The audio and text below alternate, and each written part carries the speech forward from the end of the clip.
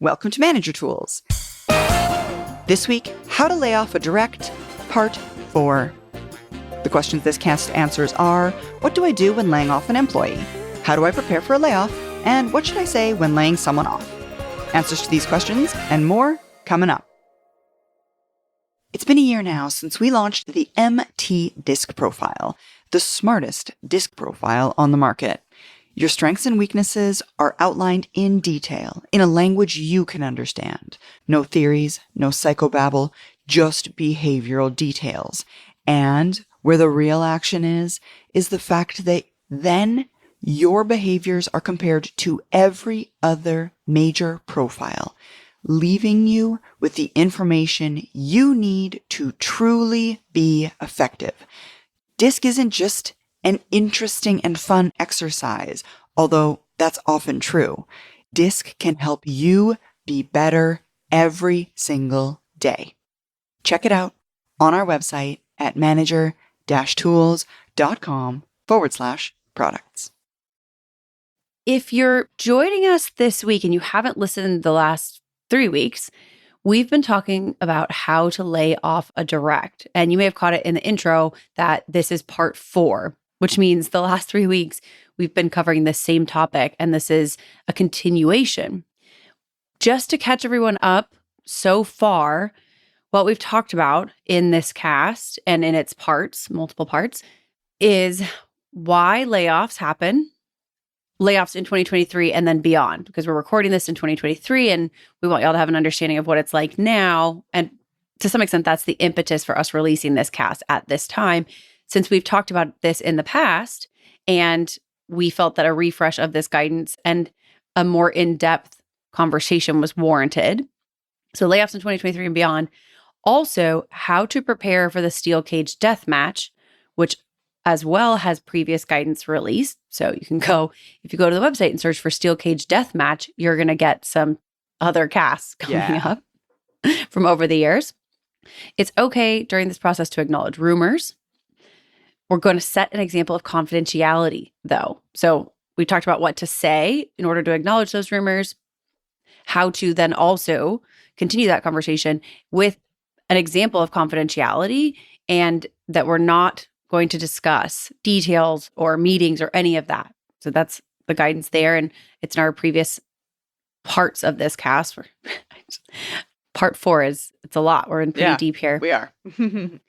We're also going to communicate about career wellness to our team members. And this particular piece of the guidance, it is something that's more continuous. It's not about this end process. So we're kind of a little bit mixing the time frame here.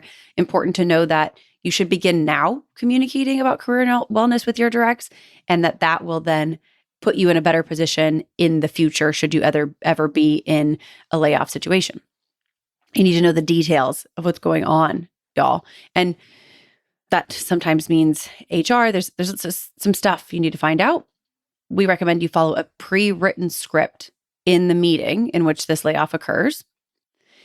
If they ask you in that meeting, you answer immediately. So we're not going to withhold the answer, and we're going to have a script ready, knowing that they might, in the course of conversation, ask in this meeting, and we're going to say yes or no. It's yes, because we're doing this in the meeting, right? And then we still have our script ready. So preparation. So a lot of this is about preparation, starting now, honestly. Yes. And then also preparation closer to the situation, should you ever be in it, and preparation around the steel cage death match meeting. We've got 3 more pieces here, though. So we still want to talk about following up with those laid off, closing the loop with remaining directs, and then doing a hot wash. And that's what we're going to focus on today, so that you have a full picture of all the things. And we just wanted to remind you of all the stuff we've covered. And we know some of you guys maybe just joined us, and we've been having the same conversation for a few weeks now. Just wanted to catch you up. We have. And if you've been listening, if you've not, we do recommend you go back. But if you've been listening, a common theme that you will have heard running through our podcasts is compassion. And last time we ended off talking about the best way to Kate's point, to have that script, right? The best way to say those words, be prepared for that meeting. And another compassionate thing we can do in that conversation, should they do so? If you're asked, we would recommend you answer immediately. Now, we gave you a full-blown script. We recommend you come, you're fully prepared. You've got everything written down in the front of you so you can say it without losing your train of thought. But if in the first moments of that meeting, your direct says or asks you, I suppose, if they're being laid off, we would recommend you say yes immediately. Immediately. Now, you have a script. They can't hear anything else you're saying. Yeah, exactly. Honestly, until they have the answer. And your script allows for you to tell them right up front too. Exactly. And what that means, you being, I want to say, taken off your script, might mean you have to stop your script, tell them yes, and then go back to your script, skipping what would be the first sentence, which was you essentially telling them that they're being terminated as of X date. But we'd not recommend, if you're talking about something different, you're reading your script essentially, and you're not at that point yet, if they ask, am I being terminated? We'd not recommend you just keep on reading your script and looking down. We'd immediately recommend you look up, you answer their question, yes, and then go back to it at some logical point in your script. Because, again, to Kate's point, they want the answer. They're not hearing anything else. And even if you've said it, even if you've gone through and said that first sentence, which you think to yourself seems awfully clear that you've told them they're being laid off, if they ask it, they clearly didn't get the answer, say yes. Just say yes. Let them know immediately. Yeah. Don't hold them hostage to your script. Exactly. And genuinely, they can't, sometimes they just aren't listening because all they can think of, and they have it, it's a lot. There's a lot going on for them, right? And to your point about compassion, we talked about previously, compassion for our directs means also not talking about how hard this has been on us, about how difficult this has been, about the, there's a lot of times in these discussions, they talk about, well, the company and it's been really hard. And of course, I think those specific sentences are meant to say, well, this wasn't a decision made lightly. Yeah. And y'all, they don't care. They don't care. They don't care. It's not the time. Yeah. And I can promise you, no matter what you say, there's a chance that they will feel that it was, a callous decision or things like that. Not specifically on the manager's part, simply that they feel negative things about this situation and it colors their perception of how the decisions were made. No words that you try to share with them about how these decisions are made are going to convince them that this is a good situation for them. Not right now, it's not. Yeah. And even if they are in a good spot, they've saved up their funds, they have their resume ready, they're feeling that it will turn out okay. This isn't about us. And we are really focusing on doing this compassionately, which is why we're asking the manager to do it. Exactly. As opposed to some HR or somebody, anybody nameless, else. faceless other. Exactly. So, right. Now, in the layoff conversation, you might think all the hard work is done. Unfortunately, the hard work's not done. The analogy I kind of have for the after action, Kate, is a little bit like hiring. People are so worried about getting the hiring done, they forget about the onboarding. In this case, it's people are so worried about doing the layoff piece, right? They don't do the after action. And now that we've talked about the actual the work itself for the layoff, we can't forget the after action because our work here isn't over. And after this conversation, we're going to recommend that you, as the manager, follow up with the people who've been laid off. Now, folks, I think we've probably mentioned this. I hope we mentioned this in the last 2 parts, but a lot of this is going to be so much easier if you have a relationship. Yeah. I mean, you gotta know if you've been spending, let's say it's only 2 years doing one-on-ones with this person, after they get laid off, it's going to be that much easier to do things like we're going to recommend in a moment here, like reach out and stay in contact, etc. Building a relationship, to Kate's point a moment earlier, is kind of like encouraging them to start saving their money now before they need to. Building a relationship now is going to make it so much easier for when you do the hard thing, that is, in this case, lay off somebody, when you do the hard thing, for them to ultimately not hold it against you, for you to be able to help them beyond the actual layoff. And that's essentially what we're recommending that you do, folks. That is after the layoff event has taken place. Over the next few weeks, we would recommend you do your very best to stay in regular contact with the people that you've laid off. Yeah, call them. Now, this requires you to have gathered some of their contact information, which again, we talked about how to do that. Have your stuff printed out, have it backed up to another device, something. Call them, text them, email them, whatever you prefer, really, probably will work. I was going to say in a direct message on LinkedIn even. I mean, that's sometimes the easiest way to find another professional if you don't have that kind of information. That's true.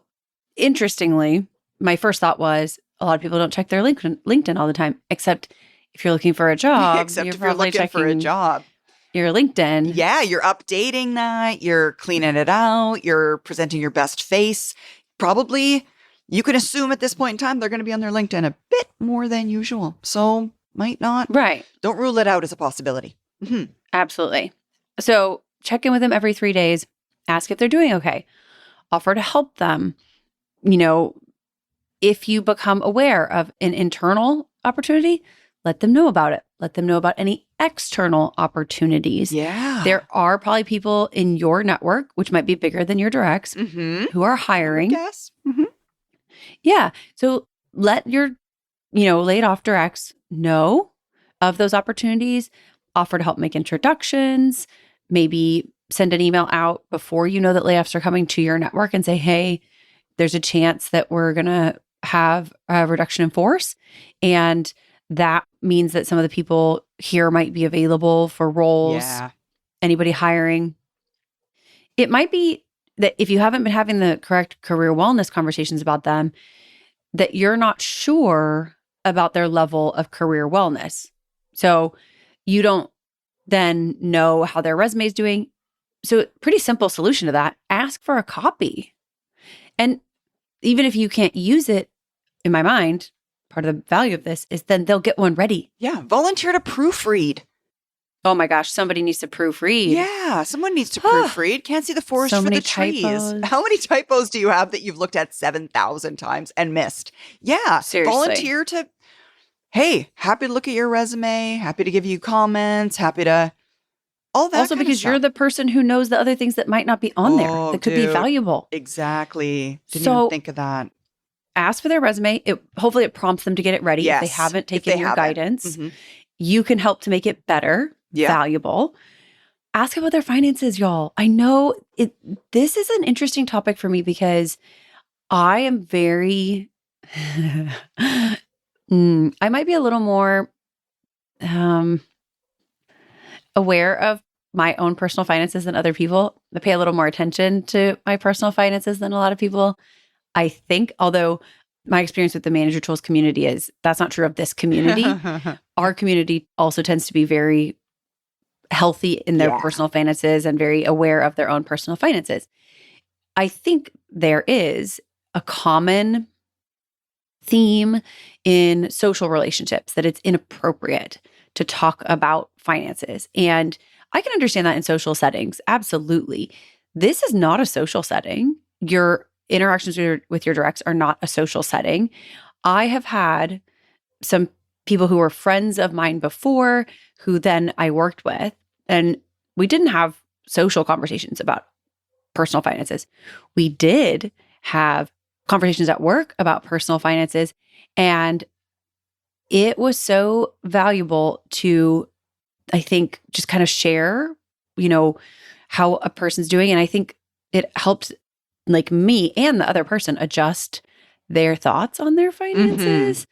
So sure, there's some social norms that say don't talk about finances. This is not a social situation in the same way that kind of like, oh, we don't talk about that stuff mantra exists. Exactly. If you care about someone, especially if they're in this situation, you want them to be financially stable. Exactly. You do. You absolutely do. And no one knows that you care about it unless you are willing to ask about it and ask if they want to talk about it. So it's really, we're just trying to make sure that we can demonstrate compassion and care, because these people whom we laid off are in a position where that's both like our responsibility, but also like, who else is going to help them? Yeah. If we've spent all this time working with this person, wouldn't you care enough about them to care that they're okay in this situation? Yeah. You would think. And don't be afraid, I guess is what I think here a little bit. I don't know. It's a hard situation. It feels a little bit like after what I've done to that person, they don't want to hear from me. Folks, but that's then they not can just true. not answer. They can ghost you. Ghosting people's real easy. Don't be afraid. I would recommend you employ here the middleman test. Don't think of it as I'm the person that just laid them off. They don't want to hear from me. Think of it as if I were just laid off by a boss that I'd been doing one-on-ones with for 2 years and I really, really trusted. Would I want that person to reach out to me and ask me if I was okay? And ask me if they could help? Of course you would. We all would.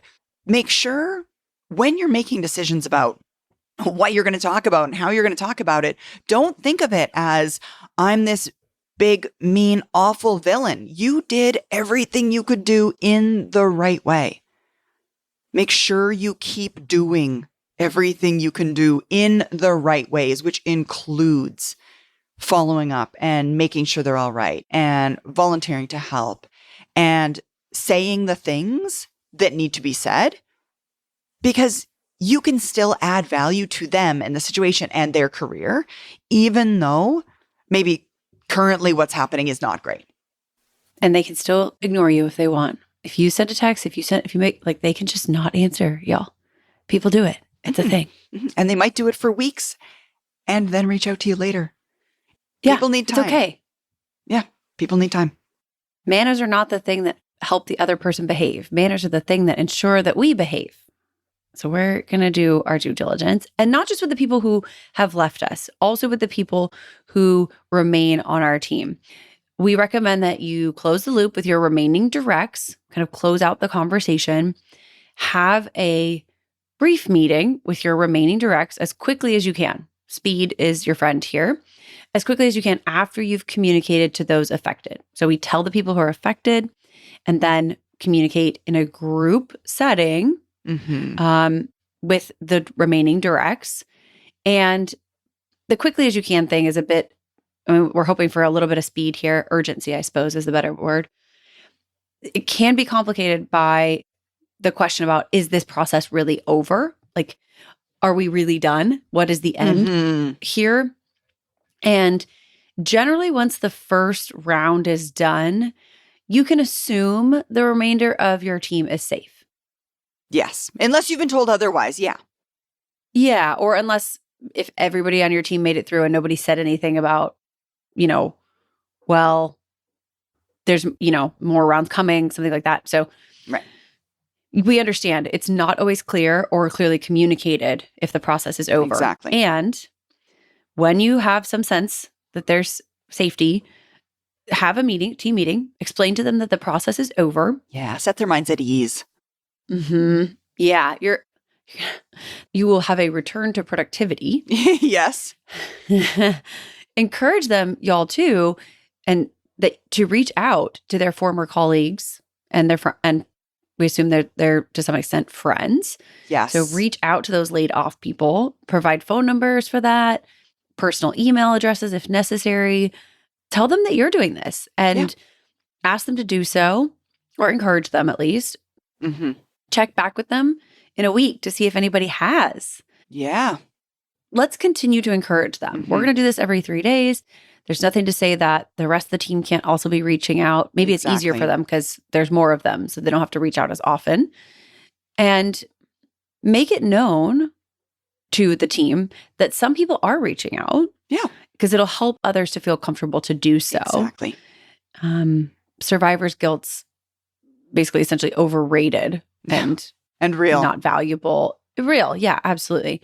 Perhaps its tendency to color our behavior in ways that are exclusive of a Mhm. person is not in this scenario something that will benefit the team or the person who is no longer a part of the team. Yes. Let's just not let it color our behavior. Mm-hmm. I agree. And please, and I feel like I have to say this because it's happened to me. Please, please, please don't tell the folks on your team they're not allowed to reach out to someone who our organization has let go. It's tragic and sad, and they will feel horribly. And in my case, many, many years later, when it's all died down, they're going to call and they're going to apologize in tears.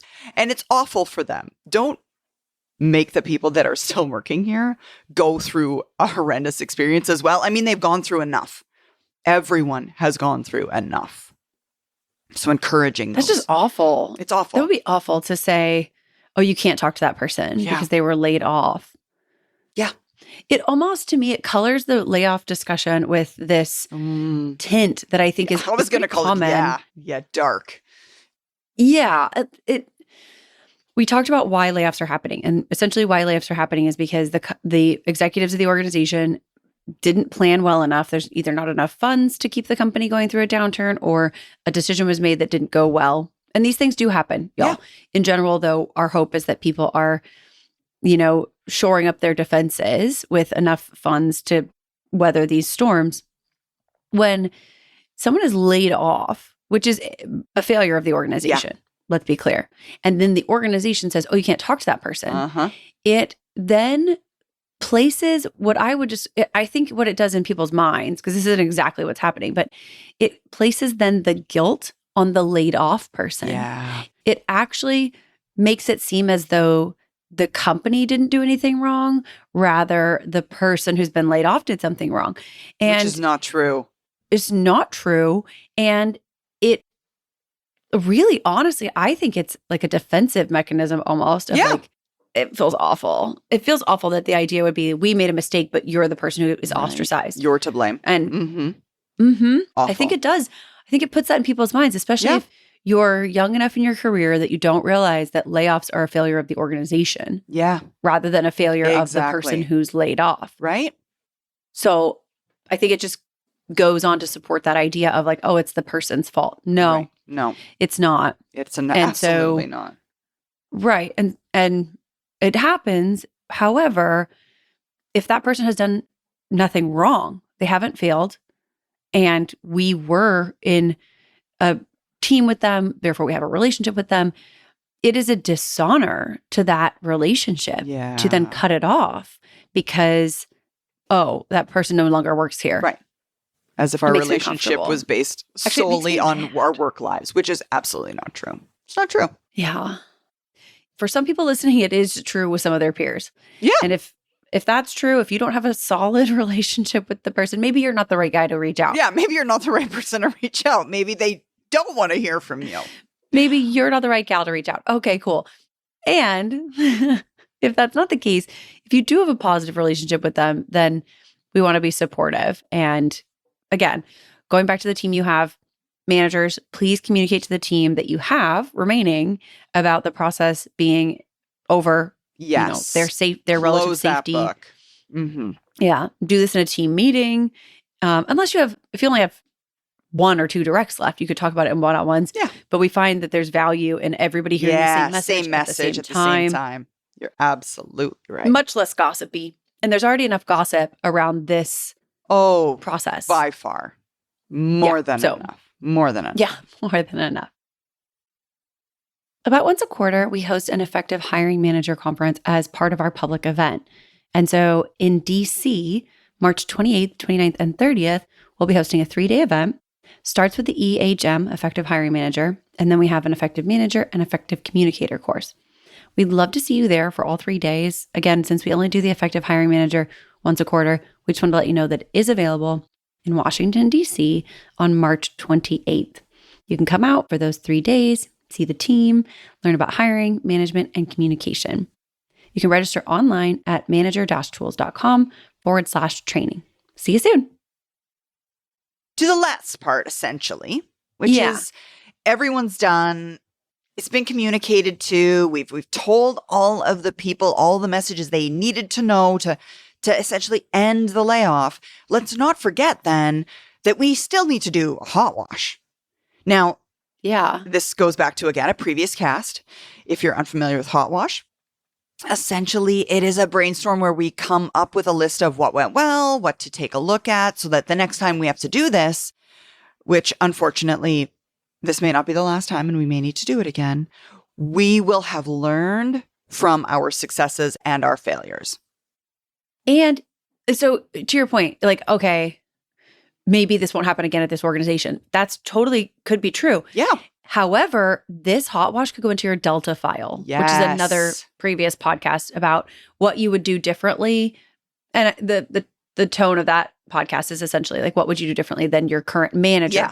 In this case, though, I have used my Delta file for other things, personal Delta file, essentially like next time I go through this situation, I would do this differently, or I would start here, and for me, the thing that's in my Delta file, my personal Delta file from having gone through layoffs at my previous organization was the backing the phone up to an old phone. Oh, yeah. Now, at the time, it was an iPod at the time. Okay, yeah. But that's really not the point.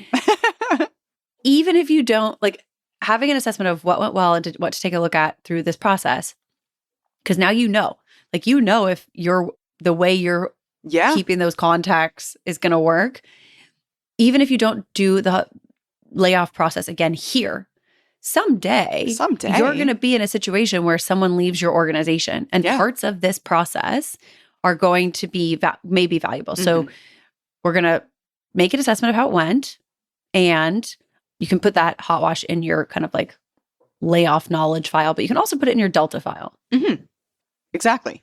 And just keep those records. Right? Do that one-page hot wash. What went well, what you need to take a look at for your next experience so that you're constantly improving. Because, folks, even though this is a tragic, awful situation, a professional wants to get better even at the things that we don't want to do. And we know that we need to, especially at times like these. This is one of those situations you really want to get it right. You really want to get it right. And it's probably not have gone perfect. So you want to make sure next time it's better. Yeah. And I also, my experience with it is after the first time, having things written down, you feel a little bit more like it's manageable. It feels a little bit more as if, okay, there is going to be a light at the end of this tunnel. Mm-hmm. You know, because it is a horrible process to go through, and it's just rife with so many emotions, so much gossip, all these things. It's not easy. Having, for me, a little bit of predictability or just, hey, this is what happened before. Here's where I did well. Here's where I could do better. At least you feel as if you are making some traction. Yeah. Because it's really not up to you whether or not the layoff happens or how you have to do it, unless you want to leave, which, okay, good. You absolutely can. If the only thing that you can console yourself with is, I did it okay last time, I can do it a little bit better this time because I have this what went well, take a look at, hot wash information. At least you can say to yourself, like, I am doing better than I did last time. Like, I'm going to do this with ethics, I'm going to do it with compassion, and I'm going to improve my process because I owe it to the people involved to do my best. And I can do better than last time, which then will be my best because it's only the second time, maybe. So absolutely. We do recommend that you hot wash this process and by yourself, right? Like, write it down. Yeah, it's not a team activity. Sorry, to be clear. Well, and our other hot washes, we do talk about team activity. Yes, this is not a team activity. Yes. We do this by ourselves, maybe after hours. 10 minutes at your desk. This is not a long process. No. Y'all. So you can do it with a piece of paper and a pen and 10 minutes Yes. at your desk, or even on I hate to say like a Saturday morning, but maybe that's the best time, right? Over your coffee with some quiet at home or something like that. So, and hopefully that's the end. Hopefully that's the last time. Yeah, hopefully that's the last time. But except we know it's not. Yeah, layoffs aren't going away. Yeah, we hate it. We hate that layoffs aren't going away. And because we know that they're not, we mentioned this in a previous part of this this series. This is in Fantasy Tools. We need to learn how to be professional about these hard things. So, ask yourself at every juncture throughout the entire process, how would you want to be treated if this was happening to you? This is the hard work that's involved in being a manager tools manager. Let's remember back to the definition of a professional. It's doing the things that need doing without complaint, whether you want to or like to or not. You're irrelevant. It's your job. And it's in times of stress and trial that true professionals distinguish themselves. So, distinguish yourself. Thanks, Sarah. Thank you, Kate. That's all for this week, folks. Thank you so much for joining us. Join us next week for a new topic.